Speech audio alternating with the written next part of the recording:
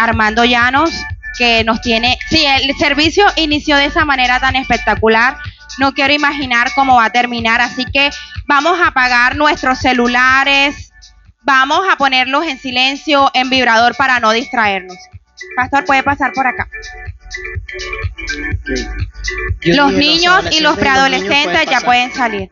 Ya pueden pasar.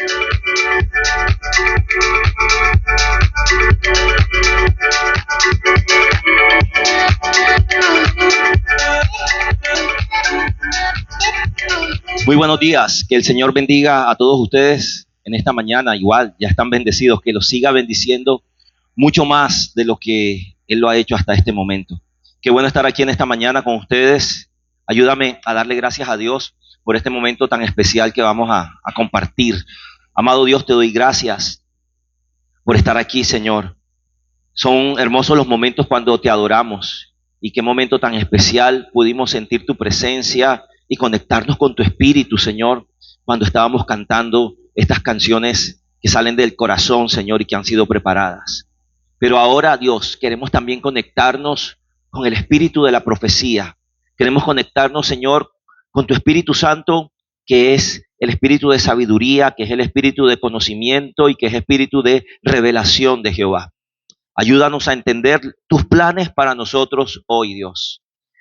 Oh Dios, ya estamos aquí, Padre, cumpliendo lo establecido por ti para nosotros en esta semana, y que nada lo impida, Dios. Tú tienes el control de todos los factores, de lo técnico, de lo humano, aún lo emocional y lo espiritual. Nada se sale, Dios, de tu voluntad. Yo te doy gracias por las personas que están aquí en esta mañana, que, oh Dios, están invirtiendo su tiempo en tu presencia.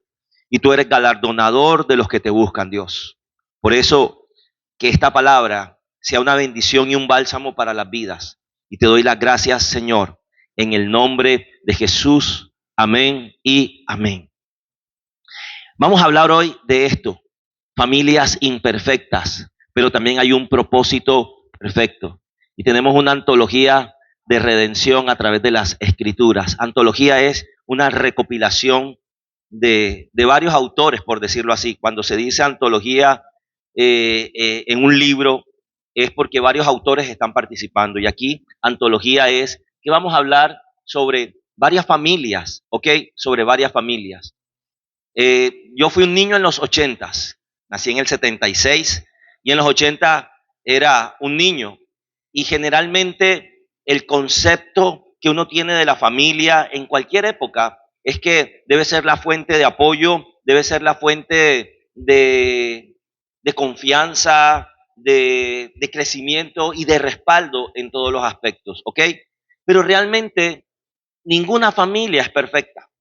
Todas las familias tienen situaciones, todas las familias pasan procesos, ¿ok? Y no sé si a ti te pasa, pero a mí me pasaba que a mí me daba pena ciertas cosas de mi casa, tanto la estructura física como la estructura familiar. Me daba cierta cosa porque uno siempre, igual los ojos están hacia afuera y uno mira hacia afuera y todo lo ve desde hacia afuera. Pero siempre está la tendencia, y dime tal vez si no te pasó, de que uno siempre idealiza como que a esta familia, o mira que a aquella familia le va bien, que aquella familia es como ideal. En los 80s, recuerdo que daban los sábados, si no estoy mal, una familia ejemplar de Estados Unidos, la familia Ingalls. Era una familia que se sentaba, que dialogaba, que todo lo resolvían bonito. Y uno miraba ese programa, y bueno, un programa de una cultura gringa, de una cultura norteamericana, de una estabilidad económica, granjeros, tenían de cierta forma ciertas posibilidades a pesar de que vivían en una granja, y uno se acababa el programa y uno miraba su familia y era totalmente diferente a la familia Ingalls. Uno veía allá en la familia Ingalls que todos se sentaban a la mesa y tal vez oraban y hablaban, y uno miraba a su casa y no había mesa. Que uno no comía en la mesa, o tal vez uno así sentado, uno allá veía que dialogaban y uno acá veía que la gente se emborrachaba y peleaban y todas esas cosas. Y de repente uno cree que lo mejor es lo que está allá, que aquellos son los mejores. que tal vez la familia de mi compañero, que tal vez aquella familia de los vecinos son los mejores, ¿ok? En mi cuadra, tal vez, como yo jugaba con un amiguito de 3 o 4 casas, yo pensaba, tenía un carrito eléctrico en esa época, la casa era bonita, una quinta, en San Roque, imagínate las casas con esos enchapes de cerámica mandados a ser exclusivos solo para esa familia, y uno decía, wow, esta es una familia ideal, y uno cree que ellos son mejores que uno, y realmente, hey, cada quien es bendecido con la familia que tiene. Y tenemos que empezar a mirar cosas buenas que tenemos en la casa, porque siempre cuando hay comparaciones tendemos como que a ponernos por debajo o a sentirnos inferiores, de acuerdo a nuestra madurez o a nuestra inmadurez, ¿ok? Así que las familias, cuando uno va creciendo y va escuchando y va viendo lo que pasa allá, lo que pasa acá, lo que sucedió con la familia del amigo, lo que sucede con las familias cuando ya entro a la iglesia y empiezo a mirar de cerca a la gente de la iglesia y uno empieza a mirar las familias de la iglesia, uno se da cuenta que las familias no son perfectas, aunque sean católicos, aunque sean cristianos, aunque no sean nada, ninguna familia es perfecta. Quiero hablarte de algo que hoy en día se conoce como familias disfuncionales. Hoy en día está la familia que está conformada por papá, mamá, hijos, ¿ok? Pero hay familias que solo están conformadas por un padre. En esta iglesia tenemos familias donde hay un padre soltero que resuelve por sus hijos. También está la familia conformada por madres solteras que tienen que ser cabeza de hogar y salir adelante con sus hijos. Y pensamos que esas son las familias disfuncionales o donde han crecido hijos en hogares donde no son criados ni por papá ni por mamá, sino por padrinos, por tíos, por abuelos o aún por hogares adoptivos. Pensamos que esas son familias disfuncionales. Pero déjame decirte que en las familias donde está papá, mamá viviendo en el mismo techo, también existe la disfuncionalidad. ¿Ok? ¿Qué es disfuncional? Cuando algo no cumple su función, ¿ok? Cuando algo no va en la vía de lo que debería ser, ¿ok? Así que lo disfuncional no deberíamos decirlo solo a las familias en las que faltan algunos miembros, sino que donde el rol no se cumple de manera como debería ser o de manera objetiva, ¿ok? Así que vamos a ver familias imperfectas. Pero a pesar de esas familias imperfectas, vamos a mirar cómo el propósito de Dios, que es perfecto, se cumple porque se cumple. Siguiente, por favor.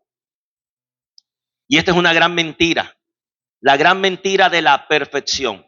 Y el mito es que Dios no necesita una familia modelo para mostrar su gloria.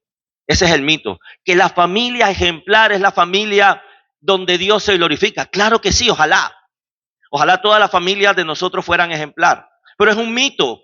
Y por ese mito que Dios solo se glorifica en la familia ejemplar, es que muchos pensamos que el tiempo para nuestra familia en Dios no lo vamos a ver. Que la gloria de Dios es muy difícil que baje en nuestra casa. Eso es un mito, pero la verdad es que Dios no trabaja con familias perfectas. Dios trabaja con gente que está disponible. Así que la buena noticia está ahí remarcada en dorado. No estamos solos en nuestra imperfección. Y si podemos observar esta familia, ahí están 4 integrantes, papá, mamá e hijos, pero todos, de cierta manera, con grietas. Y es en las grietas donde Dios empieza a obrar. Es en las grietas donde Dios empieza a hacer cosas nuevas. Por eso la palabra de Dios dice que seríamos, cuando estamos en Dios, como los que levantamos las ruinas antiguas, los asolamientos primeros.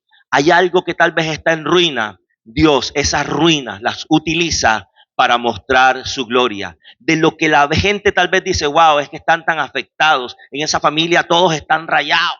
En esa familia todos tienen algo. Esa familia es rara. Pero esas rarezas son precisamente si las colocamos a Dios y si se las mostramos a Él. ¿Ok? ¿Sabes? Eso lo utiliza.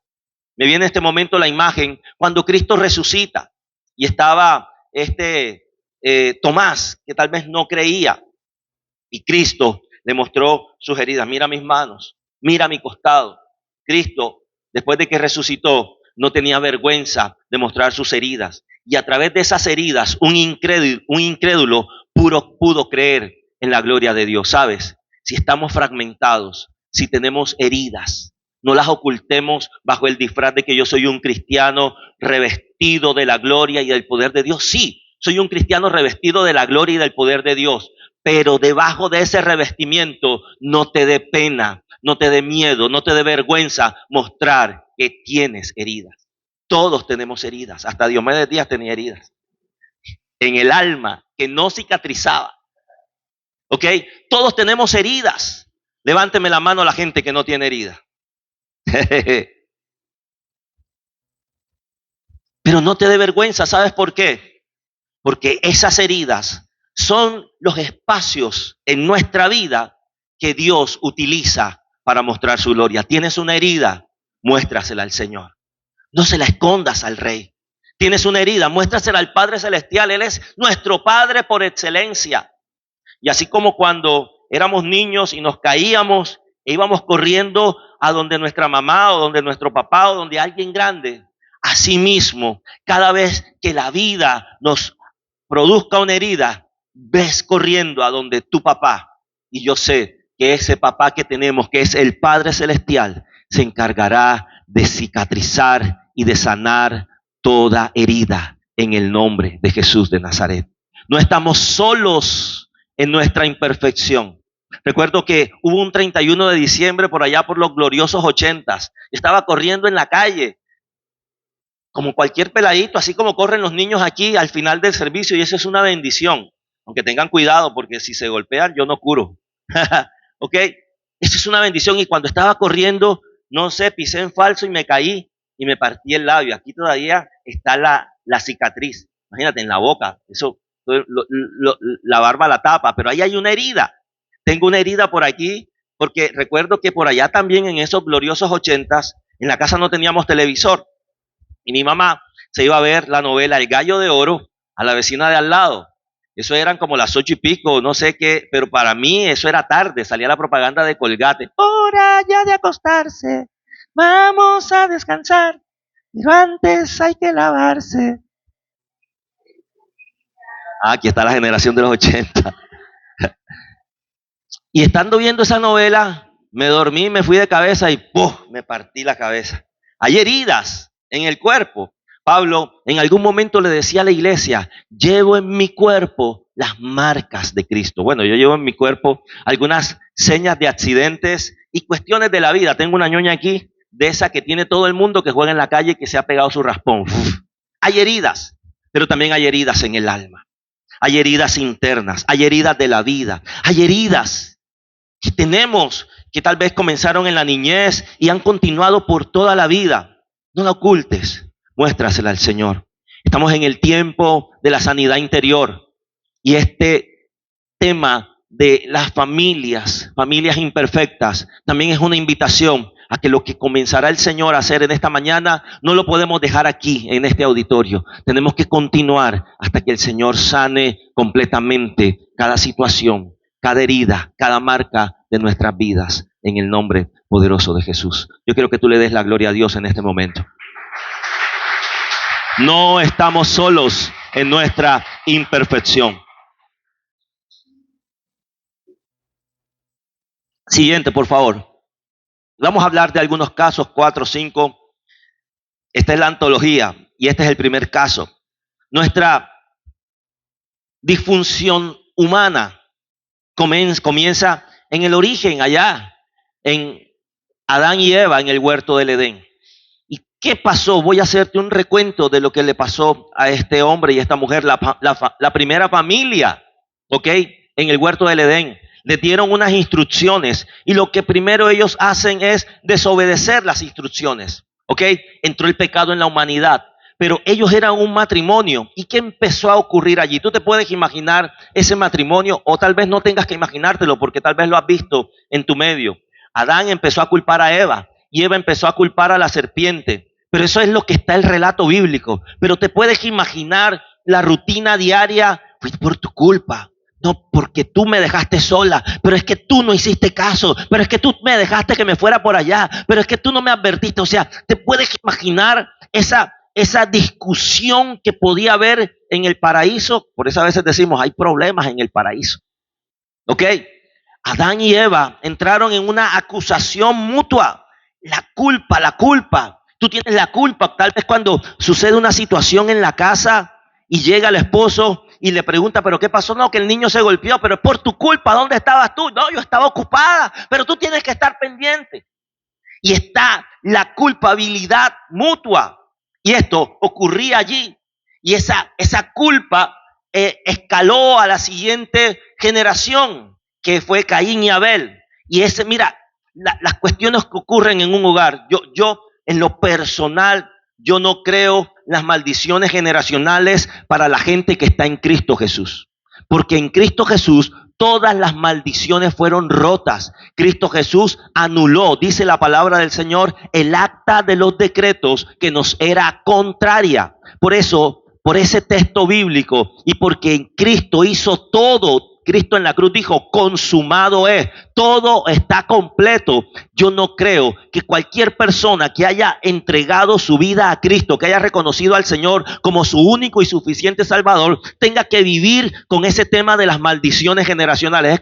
Es como decir, sí, Cristo me salvó, pero sigo siendo maldito. ¿Eso es posible?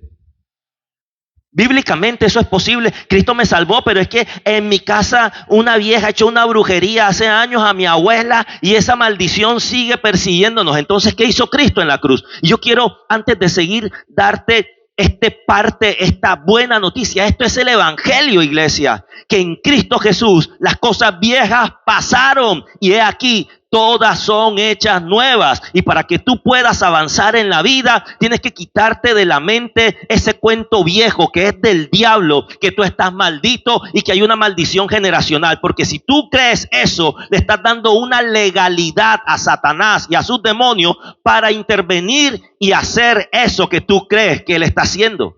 Por eso, cuando tú pienses, no, es que estoy maldito, que me echaron una brujería, que la tía Juana tenía envidia a mi mamá, y por eso todos nosotros estamos viviendo unas situaciones, estás dándole cabida al enemigo. Pero en vez de pensar eso, tú tienes que recordar, Cristo rompió todas las cadenas. En Cristo soy libre. En Cristo soy una nueva criatura. En Cristo no hay maldición, sino bendición. Y soy acepto ante el Padre.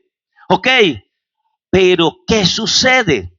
Nosotros sí repetimos modelos. Aunque no estamos en maldición, sí repetimos malos comportamientos. No estamos en maldición, pero tal vez vivimos en una mala influencia, en una mala educación, que es totalmente diferente. No le echemos la culpa al diablo de malas actitudes personales. Ahora bien, nosotros repetimos patrones que vemos con los que somos influenciados, con los que somos formados. Y la culpa que se echaba a Adán y Eva produjo que la nueva generación creciera viendo eso y hubiese un hermano tratando de rivalizar al otro.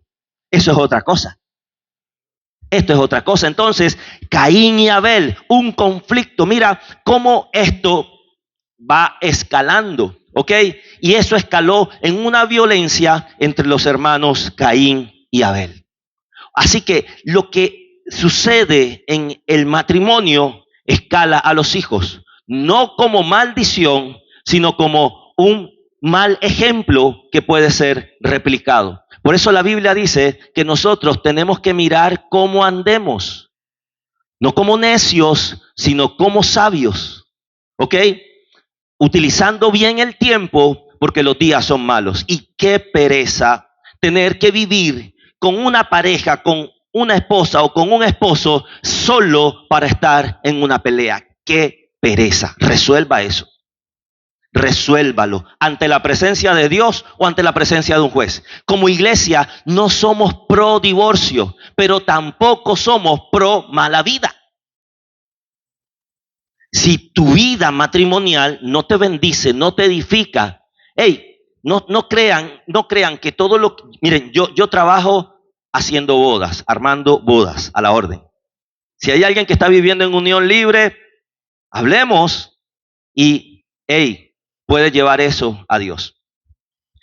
Pero resulta que hay gente que se encapricha con ella, señora Santana, ¿por qué llora el niño? No por una manzana que se le ha perdido, él no quiere una, él no quiere dos, él quiere ella.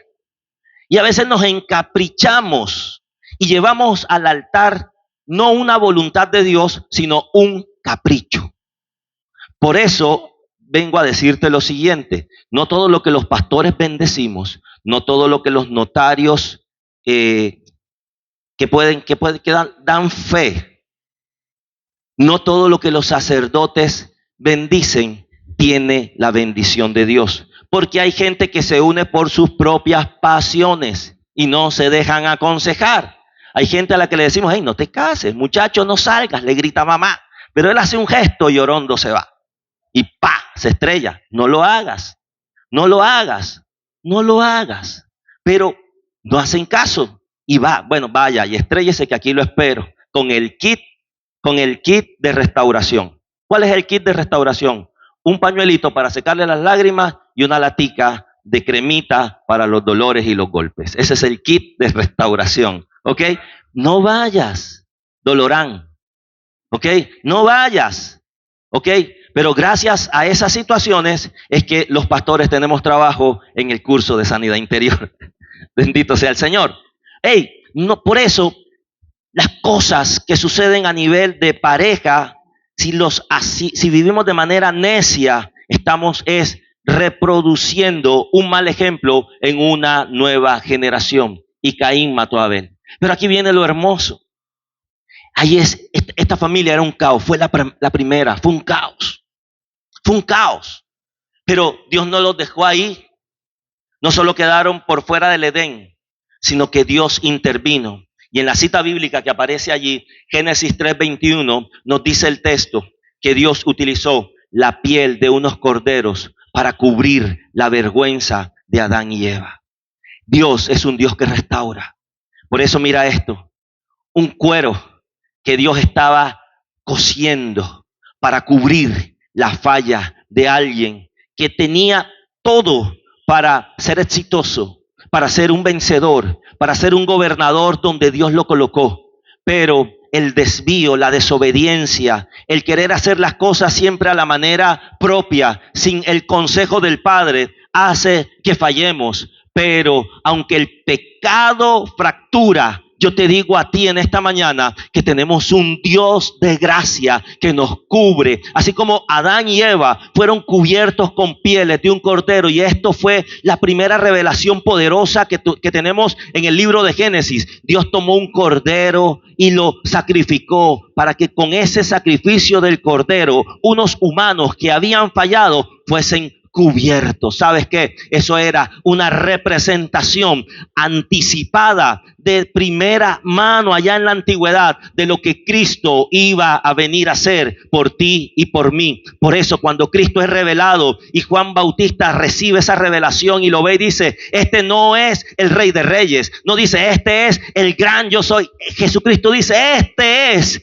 el Cordero de Dios que quita el pecado del mundo. Y ese Cordero de Dios que se llama Jesús, que nació en Nazaret, pero que murió y resucitó, sigue siendo el que está dispuesto a cubrir las fallas y los errores que hayan habido en tu familia, así sea que se remonten a la historia. Cristo tiene el poder de cicatrizar las heridas antiguas y de cubrirte con su gracia para que no sientas vergüenza de andar en esta tierra, sino que sigas caminando en el propósito eterno que Dios tiene para tu vida. Alaba el nombre del Señor. Bendecimos tu nombre porque tú eres quien nos cubriste en nuestra vergüenza. Tú no nos dejaste tirados en nuestra falla. Tú nos cubriste, Señor, con la presencia de Cristo.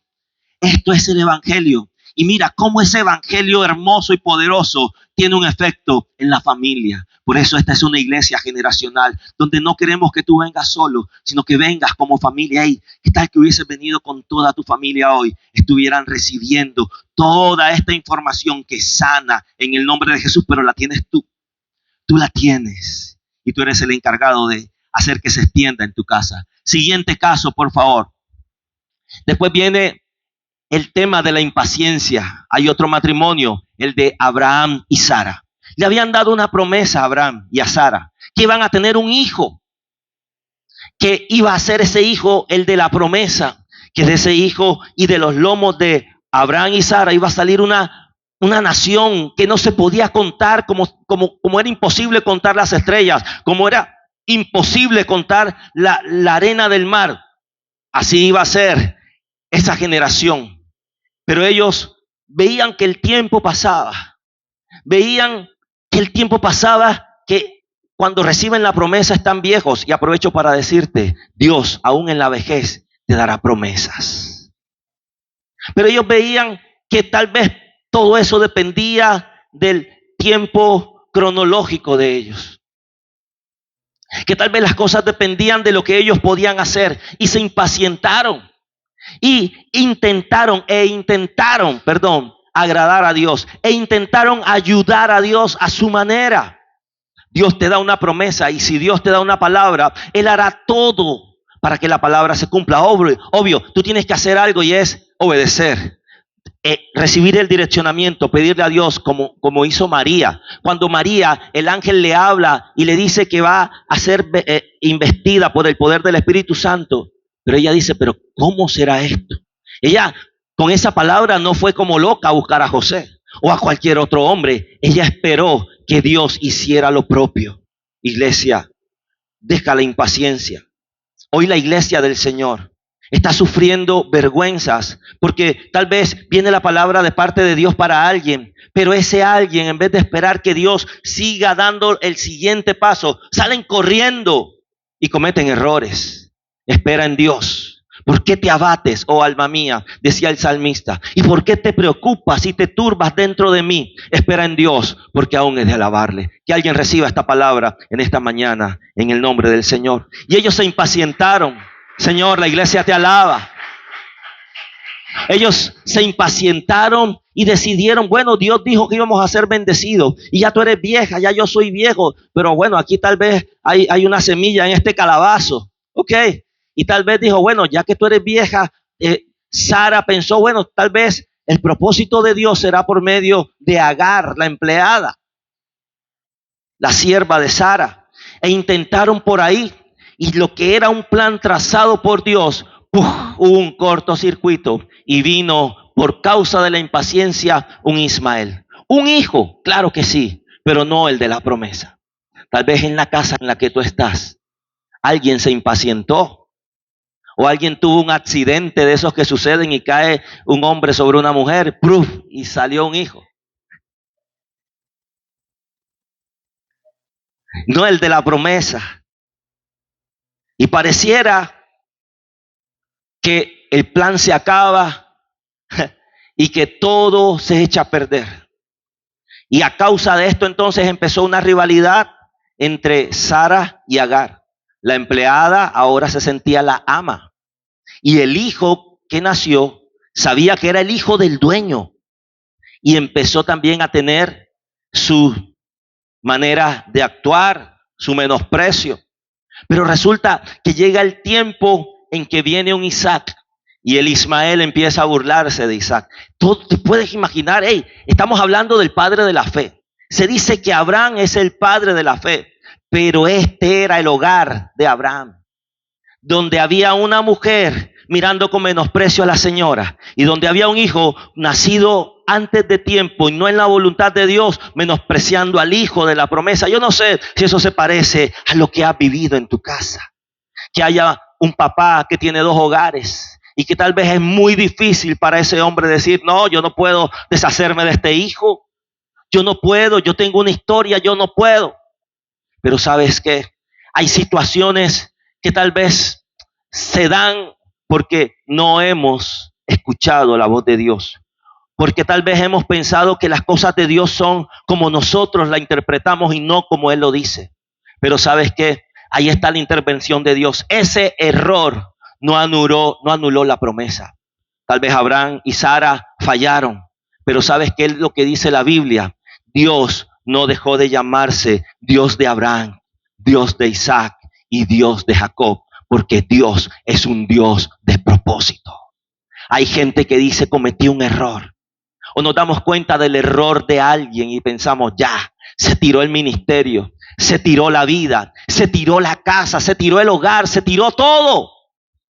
Pero el propósito de Dios, aunque alguien haya caído, si es Dios el que tiene un propósito con esa persona, Dios sigue actuando en su propósito. En el nombre de Jesús de Nazaret. Así que si en tu familia hay alguien de Dios, si en tu casa hay gente de Dios, lo que te tengo que decir es que el propósito de Dios continúa a pesar de, obvio, ahora más demorado. Lo que pudo haber sido, sin tantas complicaciones, ahora tal vez hay que resolverlas. Pero la palabra que tengo para ti, que estás en un hogar, que estás sufriendo estas situaciones, es que el propósito de Dios continúa y el Señor no se avergüenza de ti por tus errores del pasado. Te lo digo de parte de Dios. El Señor no se avergüenza de ti por tus errores del pasado. ¿Pero por qué? Porque sobre ti, ¿cuántos aman al Señor? Levánteme la mano toda aquella persona que ama a Cristo Jesús.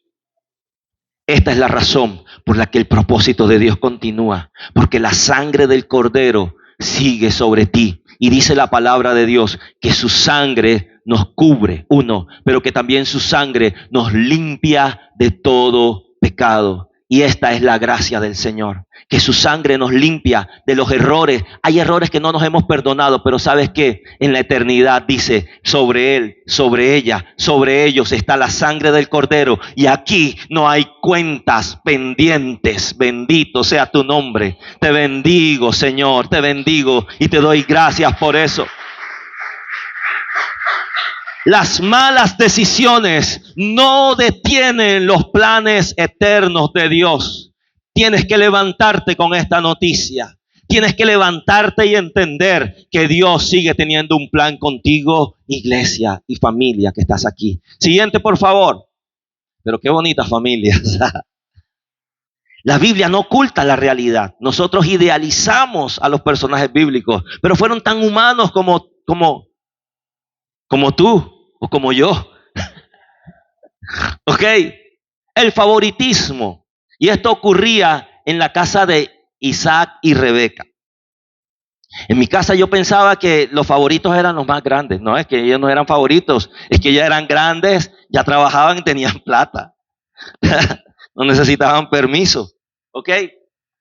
¿Qué pasaba allí? ¿Se acuerdan de Jacob y Esaú? Hijos de Isaac y Rebeca. Pues Isaac, tenía su favorito que era Jacob. ¿Por qué? Porque era un muchacho velludo que iba a la casa, que mataba un animal, lo traía, ¿verdad? Aportaba de una manera. Pero Rebeca, su favorito era Jacob. ¿Por qué? Porque era el pelado que estaba en la casa, el que ayudaba a trapear, el que ayudaba a barrer. Y cada quien se identificaba. El tema es que ese favoritismo era visible. La Biblia lo describe. Por eso te lo digo, yo no estaba ahí, nadie me lo contó, yo lo leí. La Biblia lo describe. Uno tiene que amar a sus hijos. Y yo tengo 2 hijas. Me identifico algunas cosas con Elisa y me identifico algunas cosas con María José. Hoy María José me sacó lágrimas y yo decía, wow, esta es mi hija. Pero Elisa también ha hecho cosas. O sea, hoy yo me quito el sombrero delante de ti, María. Me sorprendiste. Yo dije, wow, esta es una sierva de Dios. Pero con Elisa es una pelada echada para adelante y, wow, Elisa le falta, no sé, que la universidad diga cuándo es el grado y está a nada de firmar un contrato en un colegio muy bueno de la ciudad. Se siente un orgulloso. Pero amo a las 2. Las 2 son mis hijas, las 2 son parecidas a mí. Ok, bonitas como el papá.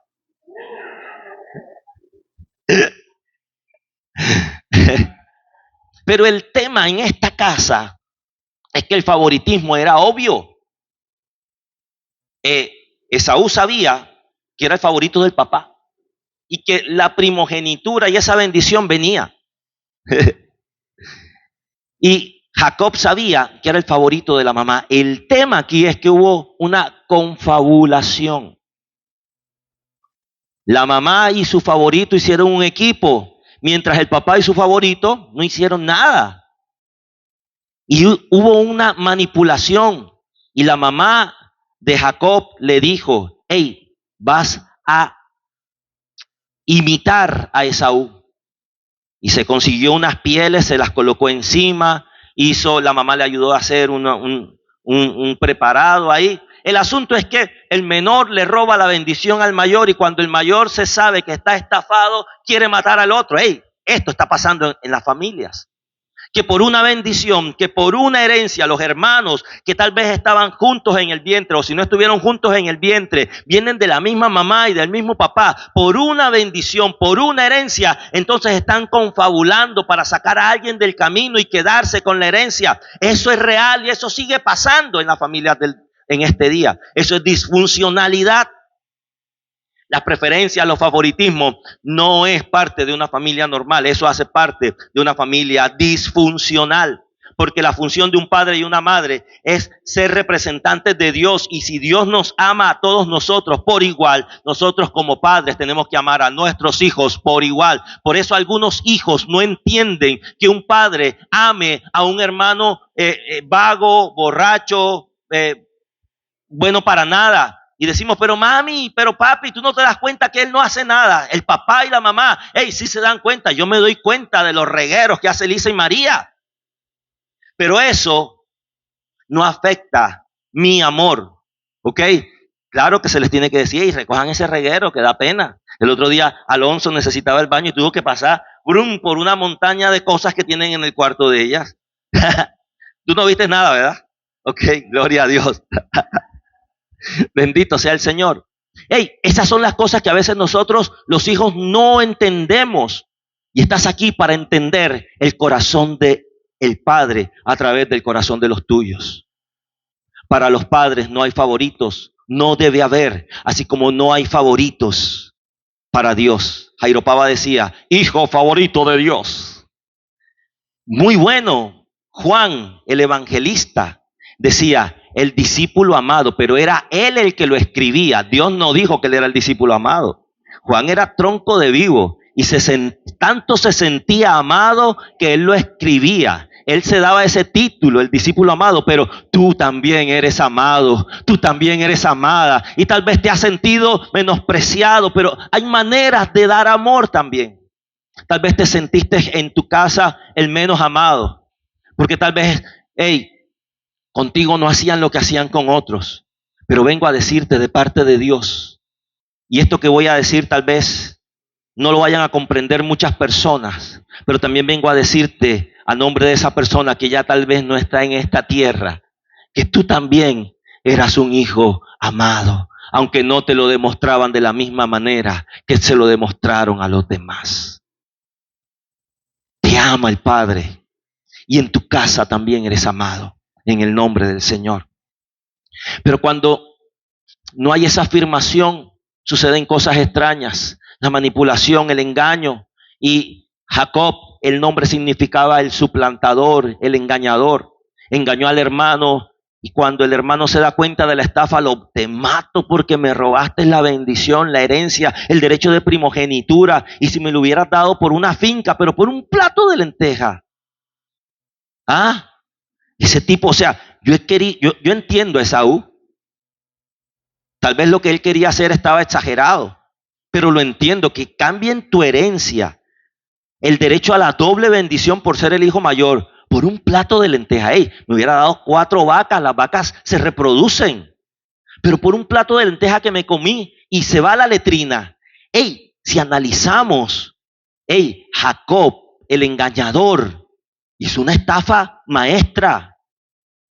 Cambió todo por un plato de comida. Lo encantó por la necesidad de alguien. Por eso, aunque tú tengas mucha necesidad, no te dejes seducir por lo que el enemigo, o por lo que el mundo, o por lo que un suplantador, un estafador te quiera ofrecer. Espera en Dios. Espera un poco, un poquito más. Espera, por favor. Te está diciendo Dios. porque tal vez puedes cambiar tu posición por algo efímero. Jacob, pero ¿qué pasó allí en Génesis 32? Jacob tuvo que salir huyendo, claro, porque, tampoco era bobo. Tuvo que huir, pero en esa huida esperó el momento y Dios, que conoce el momento ideal, intervino. Y cuando Jacob estuvo solo, se presentó como un ángel, el ángel de Jehová. Y lucharon por esa bendición. Ahora, lo que él quiso robarse, Jacob, le tocó lucharlo con Dios, junto a Dios. Por eso, ahí hubo un cambio. El ángel le descoyuntó el muslo y ya caminaba diferente. Pero no solo eso, sino que Dios mismo le cambió el nombre, porque al cambiarle el nombre de su plantador, también le estaba cambiando la identidad. Y dejó de llamarse el ratero, el suplantador, el estafador, para llamarse Israel. ¿Y qué significa Israel? El que lucha junto a Dios, no contra Dios, el que lucha con Dios, o sea, del lado de Dios.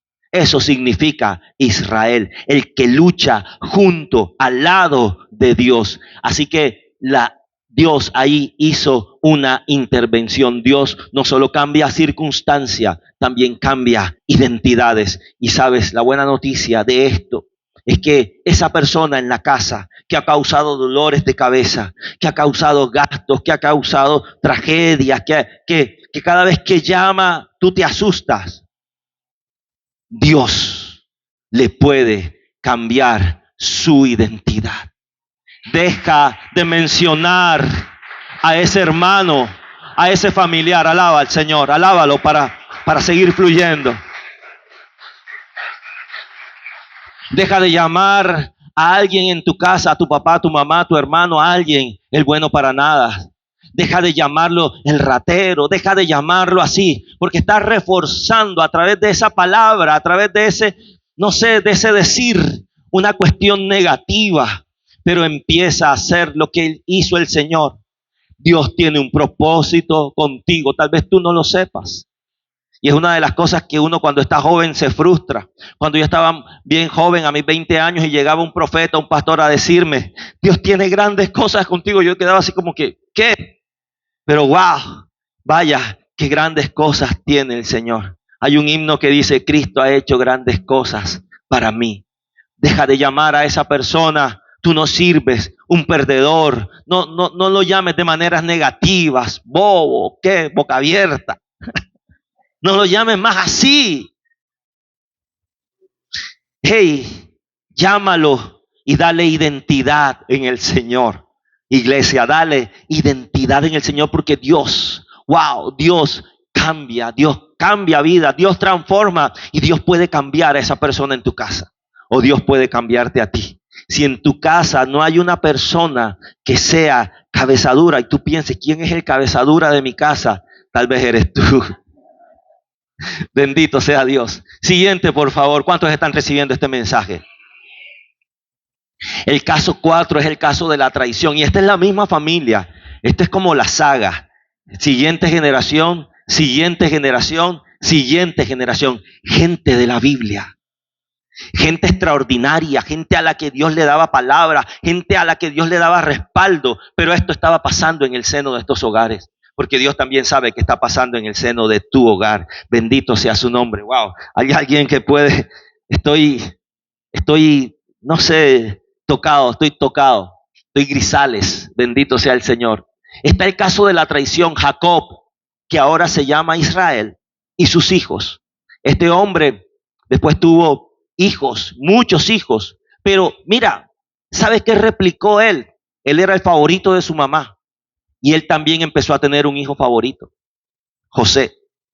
Si ven, esto no era una maldición, fue un comportamiento que se replicó. Y como él era el hijo favorito de su mamá, también empezó a tener un hijo favorito, el último casi, que se llamaba José.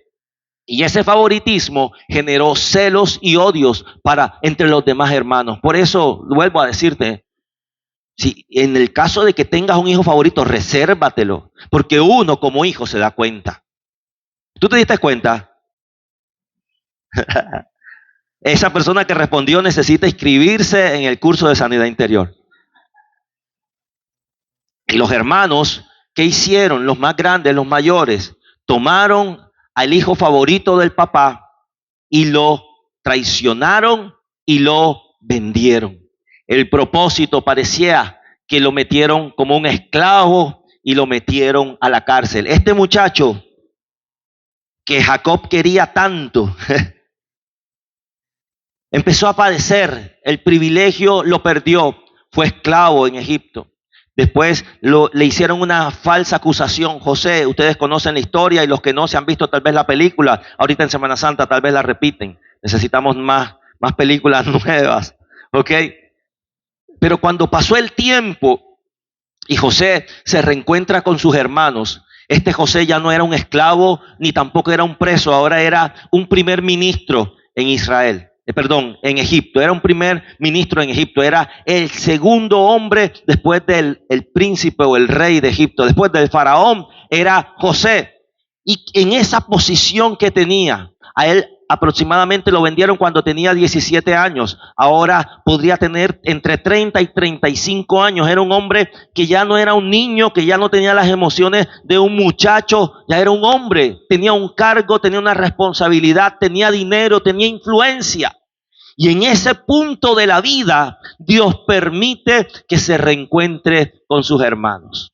Yo recuerdo cuando leí la primera vez esta porción del Génesis. O sea, yo sentía que estaba viendo una película, una novela, pero cuando hay ese encuentro y sale José y se tiene que ir a una habitación a llorar, yo también lloré con José.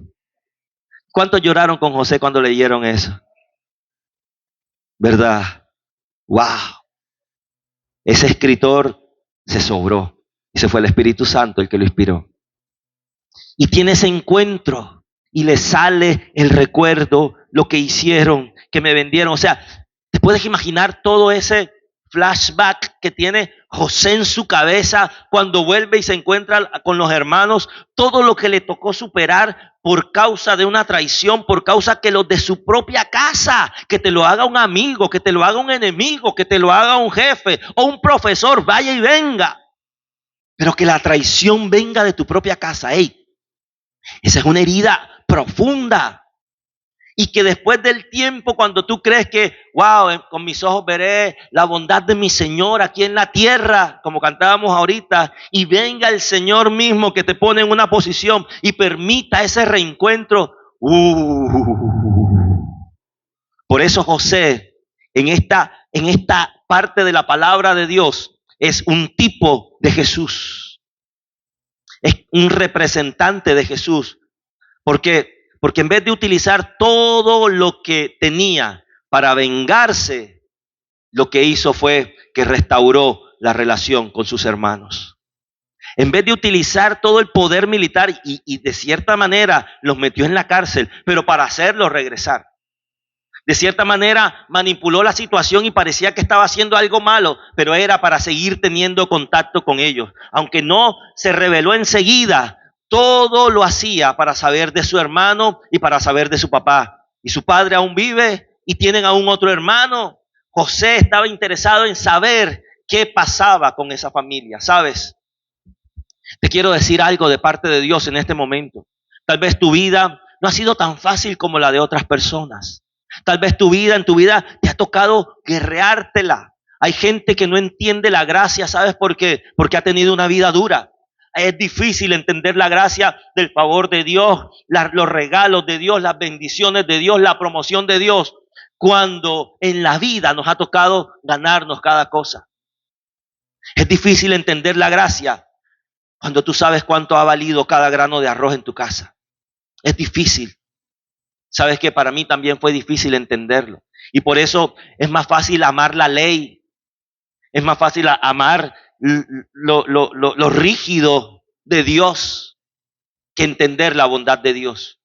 Pero José, que la vivió dura, que no tuvo el Nuevo Testamento, que no tuvo los evangelios, que no conoció a Cristo Jesús, pero en su corazón quería ser un hombre íntegro para con Dios, pudo entender las segundas oportunidades. Quiero hablarle a gente en este momento que tiene un corazón duro, porque eso es una disfunción familiar. Tener un corazón duro para con el hermano, para con el papá, para con los primos, para con las familias. Eso es disfunción familiar. Y quiero hablarte a ti, si tal vez en tu corazón, por mucho tiempo, a causa de algo, tu corazón se endureció. ¿Sabes? José, ¿sabes qué dijo?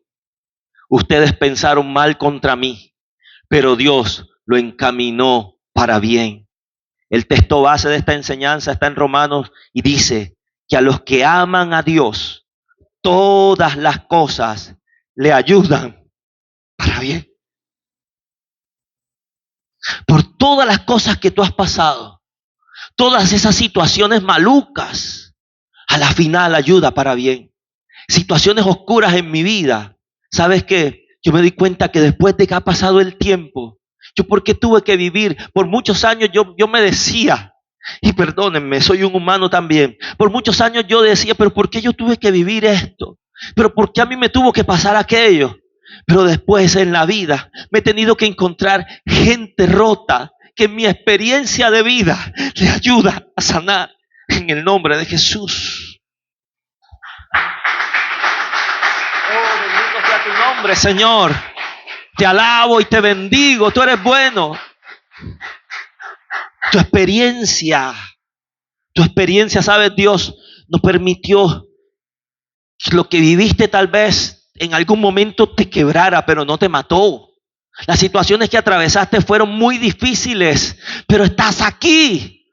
¿Sabes qué? Tal vez pensaste que Dios te llevó al límite y Dios te llevó al límite, pero no te sacó del límite. Y regresaste de tus límites, de lo que pensaste que no podías, pero hoy estás aquí para ayudar. Y Dios ha permitido mucho mal tal vez en contra de ti, pero Dios todo eso lo encamina para tu bien. Dale la gloria al Señor.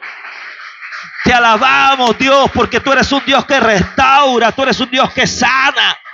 Sí, mira esta frase poderosa que está aquí que dice: el mal que casi destruye tu casa puede ser el instrumento que la salve. El mal que casi destruye tu hogar es el instrumento que Dios va a utilizar para sacar a tu familia, como decía Job, del polvo a otro mejor lugar. Alabamos tu nombre, Señor. Gracias. Gracias por tu presencia, Espíritu Santo de Dios, aquí en esta mañana. Siguiente, porque los casos no terminan. Y terminamos en este caso. No estoy diciendo que voy a terminar. Este es uno de los casos que terminan. Me tienen traumatizado con esa frase que dicen que yo digo, que yo no digo. Miren, conmigo pueden pasar del llanto a la risa. El caso de la caída moral del rey David. David viene en ese mismo linaje, no sé cuántas generaciones después. Ya sabemos que David miró a una mujer casada que no era su esposa, que la trajo al palacio, que se llegó a ella, adulteró, pecó. ¿Ok? Y aunque él creía que esa situación fue oculta, sus hijos se dieron cuenta. La gente se da cuenta. ¿Quién se acuerda de la propaganda de avena Quaker? Javier, tómate la colada. Y la frase terminaba: la avena se te nota. Aplica con la avena, aplica con la plata, aplica con la espiritualidad, aplica con el pecado. La gente cree, la gente que hace sus cosas cree que nadie se da cuenta. Pero la vida se te nota, para bien o para mal. No la avena, la vida se te nota. Bendecimos tu nombre, Señor. Y tal vez la familia se dio cuenta. Él pecó con Betsabé, pero después de eso, no es que eso trajo una maldición, reprodujo un mal comportamiento. Un mal comportamiento en su casa. Tenía un hijo llamado Amnón con una mujer. David tenía varias mujeres. No estaba en la voluntad de Dios, pero era rey. Y lo aclaro, los reyes en la antigüedad podían tener las esposas que quisieran. Dios no lo mandó. Dios no lo mandó, pero el pueblo le daba esos privilegios. Pero te voy a mostrar las consecuencias de eso. Él tenía hijos con una mujer, tenía hijos con otra mujer. Y con esta mujer que se llama Betsabé fue que tuvo a Salomón. Pero tenía otros hijos mayores. Tenía un hijo llamado Amnón, que era medio hermano de una niña llamada Tamar, hija de otra mujer. Y este hermano o medio hermano Amnón se enamoró de Tamar. Se fingió que estaba enfermo y que la única que lo podía atender era ella. Se quedaron solos en la casa. Llega la muchacha con la sopita y la jala y la viola. El papá se entera, pero no hace nada porque a los hijos los amaba. Era papá, pero era rey, el encargado de impartir justicia. Pero resulta que Tamar tenía un hermano mayor llamado Absalón. ¿Qué tronco de cabello tenía Absalón? Así como cuando yo lo tenía largo. Pesaba 6 ciclos, no me acuerdo cuánto es, pero era un pesado. Ese man era pinta. De ese linaje vengo yo.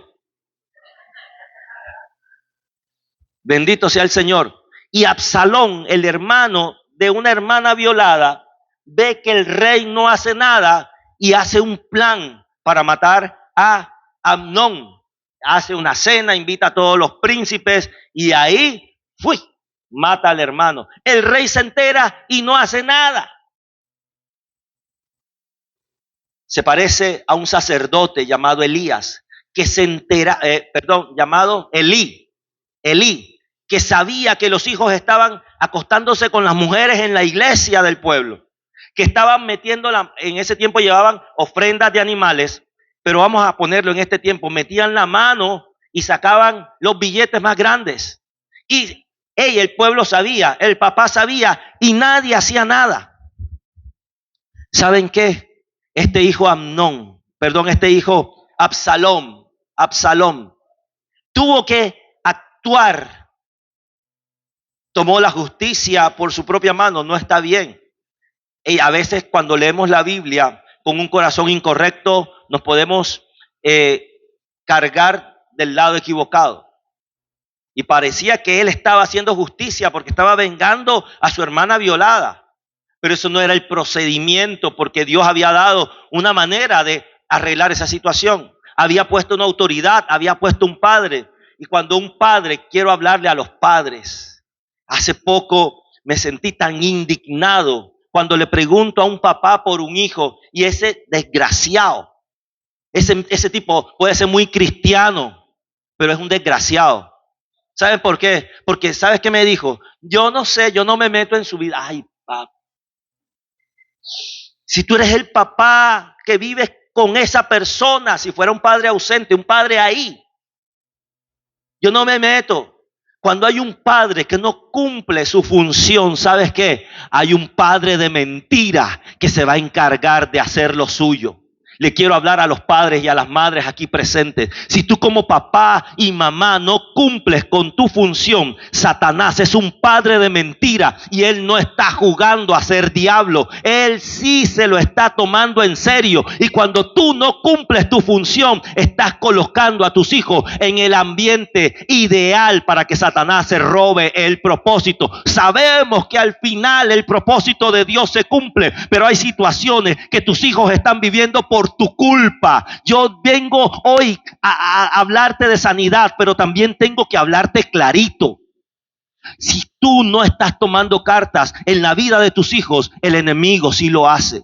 Así que esta palabra está para sanar a gente que está herida, pero también está para despertar a gente que está adormecida. Padres y madres, hay que despertarse. Hay una oración poderosa que llega a la presencia de Dios y es la oración de papá y es la oración de mamá. ¿Y por qué? Porque es que Dios te da a tus hijos para que los cuides, para que se los administres, para que por medio de ti Él sea reconocido. Y cuando tú no cumples esa función, amigo, Dios te va a llamar a cuentas y te va a preguntar ¿qué hiciste con los hijos que te di? Pero cuando tu oración llega a la presencia de Dios a favor de tus hijos, Él va a decir sí. Así como yo soy un padre y salgo a defender a mis hijos que son ustedes, yo entiendo esa oración y me levanto y te doy el respaldo y te te envío los recursos y te doy sabiduría y te doy poder. Recibiréis poder cuando haya venido sobre vosotros el Espíritu Santo y me seréis testigos.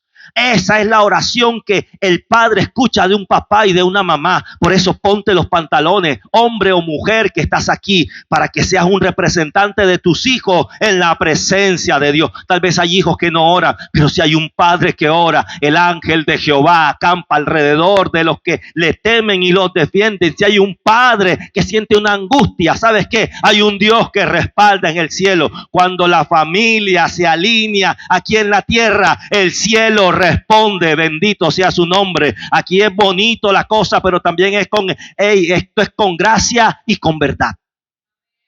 Esto es con gracia, pero con verdad. Yo predico la gracia, pero la gracia no esconde la verdad. Y David, la Biblia no nos esconde la verdad. David, bonito cantaba, escribía hermosos salmos, hacía grandes cosas, mataba gente, era poderoso, era bonito, también era pinta, pero no hizo un buen papel de padre. Hace parte de la época de oro de Israel, de los reyes más prodigiosos, sí, pero no fue un buen padre. Y este ejemplo está en la palabra de Dios para ti y para mí. Ve y trabaja. Si te tienes que romper el lomo, rómpetelo. Si tienes que hacer unas horas extras, hazlo. Todo lo que te viniere a la mano a hacer, hacedlo según sean tus fuerzas aquí en la tierra, porque en el Seol no habrá más nada que hacer. Si tienes que hacer cosas y sacrificios, hazlo, pero que eso no te excuse de ser un buen padre y de ser una buena madre. Iglesia, esta palabra es para ti. Y eso ocurrió allí. Y pareciera que esta familia se fue a pique. Absalón, al verse que él hacía cosas y nadie lo detenía, empezó a ganarse el corazón de la gente. Empezó a decirle a la gente, ay, si hubiera un rey en Israel, si me pusieran a mí como rey. Y empezó a hacerse de gente, empezó a hacerse de caballos. Y un día le dio un golpe de estado al papá. Y David tuvo que salir descalzo y llorando porque su hijo le dio un golpe de estado y si se quedaba lo mataban. ¿Sabes qué hizo Absalón después? Tomó a todas las concubinas que tenía el papá, se fue a la terraza del palacio y tuvo sexo con todas las mujeres del papá delante de todo el pueblo. Estas eran las familias que Dios utilizaba.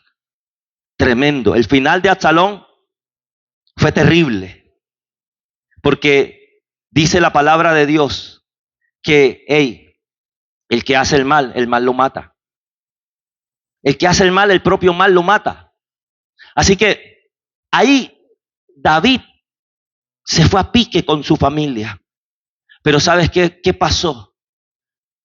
David tuvo un encuentro con Dios otra vez. Y en ese encuentro, él reconoce su pecado. Él reconoce su falla. Y es cuando escribe el Salmo 51, donde dice, ten piedad de mí, oh Dios, conforme a tu misericordia.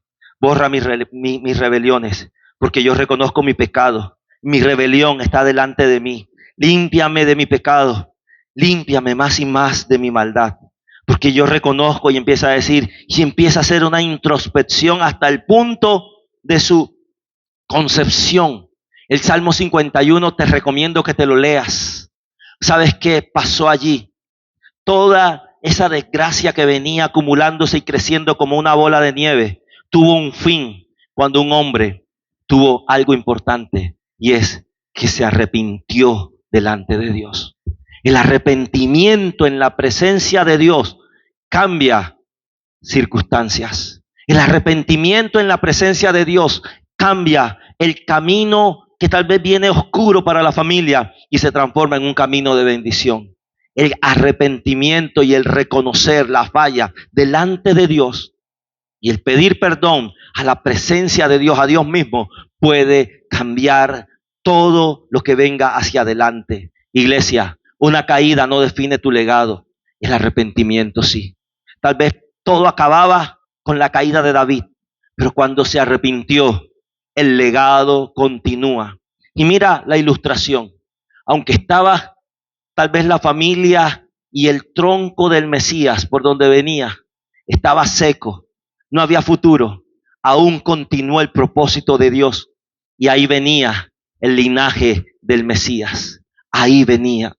A pesar de tus fallas, a pesar de tus errores, a pesar de las caídas morales, económicas o sociales, hay un propósito de Dios que está ahí germinando a la espera de que reconozcamos que hemos fallado, que estamos mal y que nos arrepentimos delante de la presencia de Dios. Siguiente, por favor. Así que el patrón que hemos visto en todas estas historias familiares es este. Hubo errores y esta es la realidad humana. Fallas, fracasos, caídas, celos, traiciones, crisis internas, violaciones, todo eso está ahí. Robo, estafa, todas estas historias que hemos visto aquí, favoritismo. Esto es el patrón humano. Pero la respuesta de Dios es que si hay un encuentro con Dios, hay un arrepentimiento, hay un perdón. Y si hay un perdón, ¿sabes qué sucede? Hay un propósito generacional. Con esto quiero decirte lo siguiente, ya tú te diste cuenta. La Biblia no es un libro de las familias perfectas. Es la historia de un Dios perfecto. Y cómo a pesar de todos los errores del hombre, de todos los errores en las familias, el propósito de Dios se cumple. Quiero hacer un llamado. Siguiente, por favor. Mira lo que dice Romanos 8:28. Sabemos, ahorita lo dijimos, que a los que aman a Dios, todas las cosas les ayudan para bien. Pero mira que hay una cosa importante, a los que aman a Dios.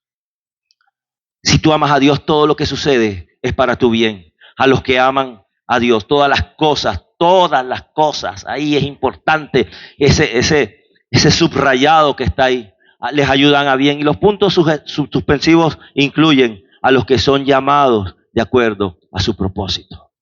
¿Ok? Así que todas las cosas, incluso los errores, incluso las grietas que hayas vivido en tu vida, ayudan para bien. Finalizo haciendo un llamado. Siguiente, porfa. Y este llamado es a que los padres tengamos un arrepentimiento delante de la presencia de Dios. Hoy Dios no está buscando esto, una familia ideal. Dios está buscando una familia que abra la puerta.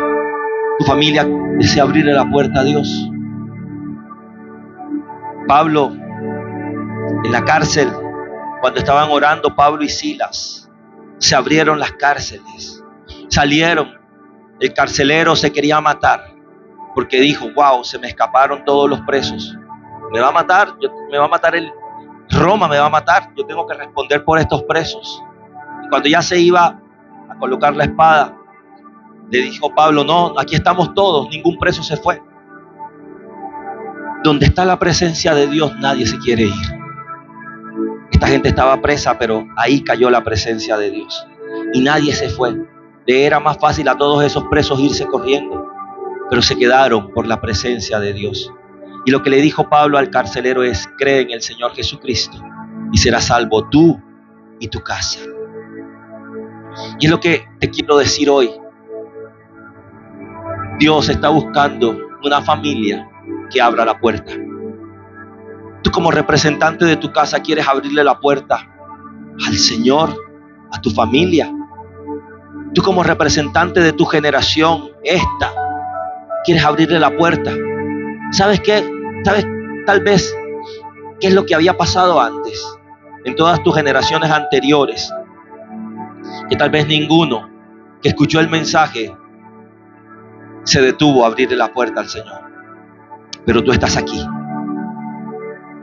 Y si tú quieres, puedes abrirle la puerta al Señor para que esa realidad generacional cambie. Cuando tú abres la puerta,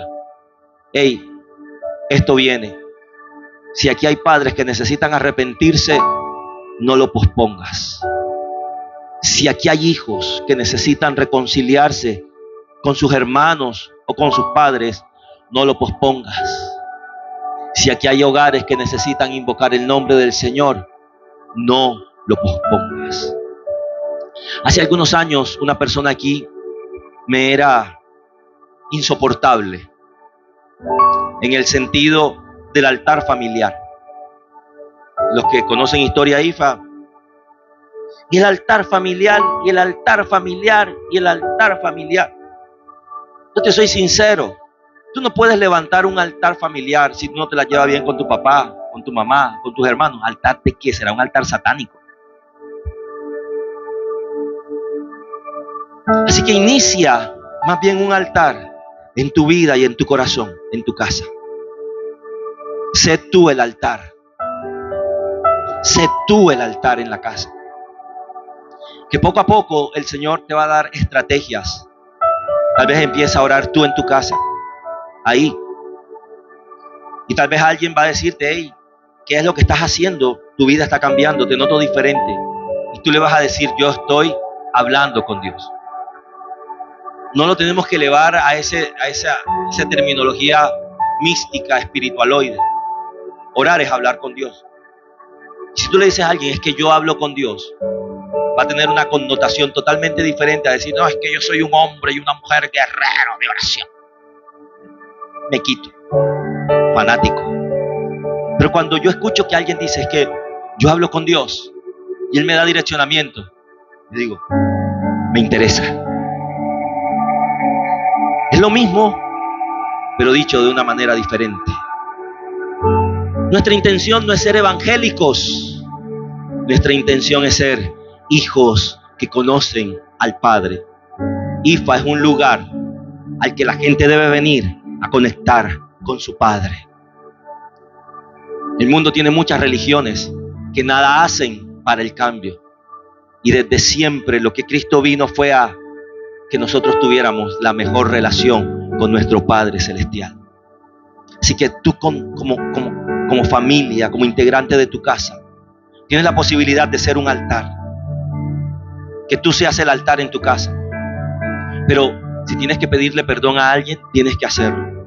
Es muy bonito decir, Señor, yo perdono a Sutano. Señor, yo perdono a Sutana. Es muy bonito decirlo ahí. Ese es el primer paso. Si lo tienes que hacer, hazlo. Pero que tus acciones demuestren que le has perdonado. Porque de nada sirve decirle a Dios, Dios, yo perdono a mi mamá, o perdono a mi papá, o perdono a mi hermano, y sigo teniendo mi actitud de distancia y extraña, hostil. Fue algo de boca.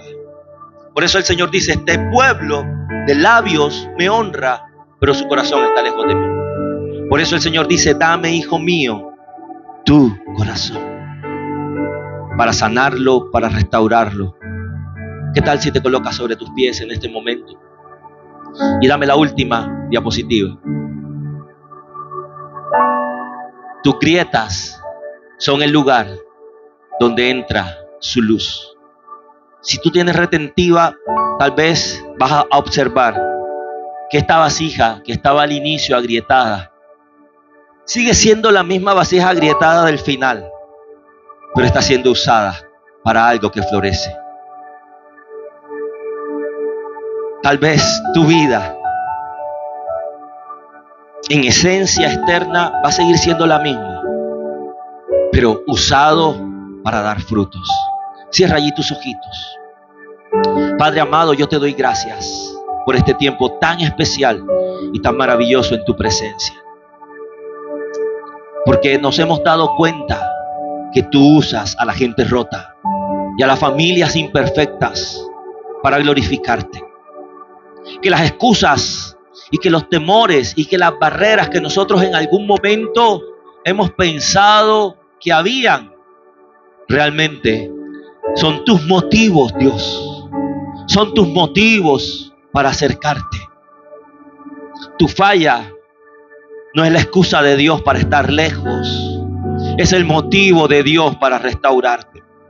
Tu caída, tu pecado, tu situación no es el motivo para que estés por fuera. Es el motivo, es la causa para que haya restauración, Dios. Señor, te pido por las familias IFA, por las familias de los amigos que están aquí. Gracias por ellos. Señor, este mensaje que tenga el poder, que tenga tu poder, Dios, para restaurar, Dios.